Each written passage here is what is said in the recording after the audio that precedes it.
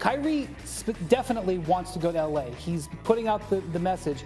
No matter what you do, I'm going to be in LA eventually anyway, so I'm a pure rental. Let's discuss the Lakers real quick. Obviously, the Lakers are salivating at the possibility of trading for him. Not so much because they love the idea of Kyrie Irving. They love the idea of swapping out Russell Westbrook for Kyrie Irving. Okay. But Russell Westbrook makes $11 million more than Kyrie. That may be more than the Nets, who might be in the luxury tax, are willing to pay. And how much draft compensation can they squeeze out? So, Laker fans, Kyrie, you're going to have to sit there in the back seat and wait till the guy in the front seat, Kevin Durant, gets done. Well, and that's the irony of this whole situation, right? We spent the last week talking about Kyrie Irving, right? What's Kyrie Irving going to do? How's that going to impact other people? At this point, Kyrie Irving is a passenger in this story. This is Kevin Durant driving the bus, to use a phrase that's been used recently about Kevin Durant. Bus driver. He is the bus driver right now. He's driving down the highway, and Kyrie is in the back waiting to find out where he's going to go. Because to Brian's point, the Nets don't really care. I can't imagine the team wanting or needing to accommodate Kyrie in any way. Certainly not the way we've talked about with Kevin Durant. Accommodate?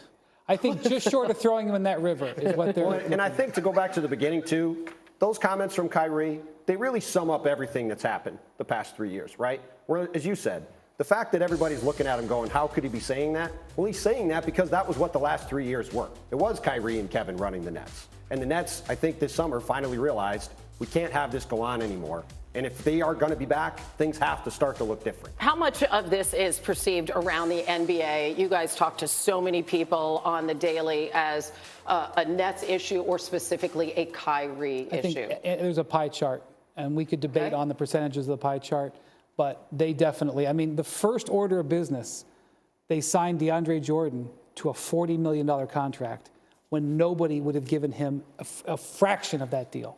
That was their first thing that they did, was bring in their friend at a $40 million number. It's one thing to have somebody that you like on a minimum contract making $2 million for 1 year, $40 million over 4 years. That from the start, before they even dealt with the coach, before they even dictated who was in the starting lineup, they dictated how they spent $40 million on a free agent.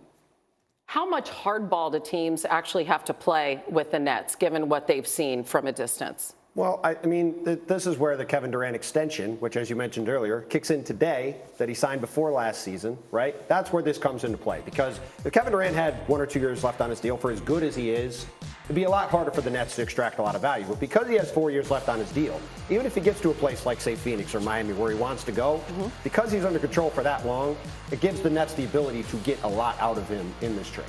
The difference to me, Hannah, is Kevin Durant, even as things got choppy at the end with the Thunder, with the Warriors, with the Nets, everybody in those organizations knew he was going to give everything he had every day to try and make them better. The work ethic was never questioned. The work ethic now for Kyrie in Cleveland, in Boston, and now Brooklyn is always in question because nobody knows if he's going to be there and when he is there, what kind of teammate he will be. And so that's why Durant will almost always get the benefit of the doubt, and the Nets may go out of their way to accommodate him.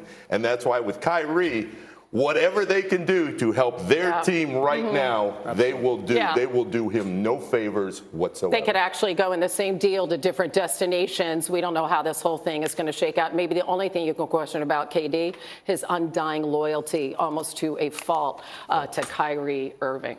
I know everyone is probably tired of hearing about Kyrie Irving and the Los Angeles Lakers, but the key there is what Brian Windhorst just said, and it's that the Lakers really want Kyrie because they want to get rid of Westbrook, and Kyrie wants to be on the Lakers.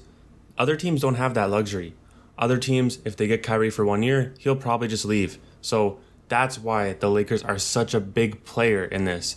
This is a very real scenario because the Nets are done with Kyrie and they're going to get a big package for Kevin. So even if the Lakers can only give them Russ, some decent players, and some draft picks, the Nets are probably going to take it given that Kevin Durant will be in a big trade. Now, if Kyrie and KD can get things working on the Nets, there is a small possibility that they could just work things out there, but it looks unlikely. It looks like Kevin Durant is done with the Nets and the Nets are done with Kyrie Irving.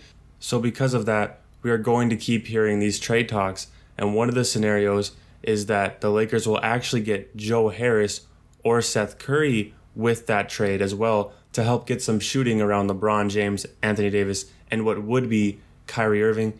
The only reason the Nets would consider that is to get rid of some of those dollars because they're taking on a massive contract, even $10 million more than Kyrie's in Russell Westbrook. So because of that, they may be willing to get rid of one of those older usable pieces in order to get younger talent and more draft picks out of the Lakers, and then also have the younger guys play more when that massive Kevin Durant deal goes through. But they're probably going to do the Kevin Durant deal first to know what they're getting before they go giving up Kyrie Irving. One thing we know for sure is that once the Nets trade Kevin Durant, they are going to have to trade Kyrie Irving.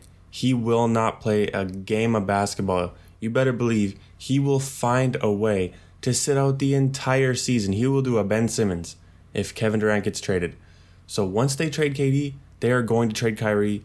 Since he's on a one-year deal, the trade that makes sense is the team that he wants to go to, and that team is the Los Angeles Lakers, because if you trade him somewhere else, he'll just leave, and you'll get nothing for him. But that is all I have for this video.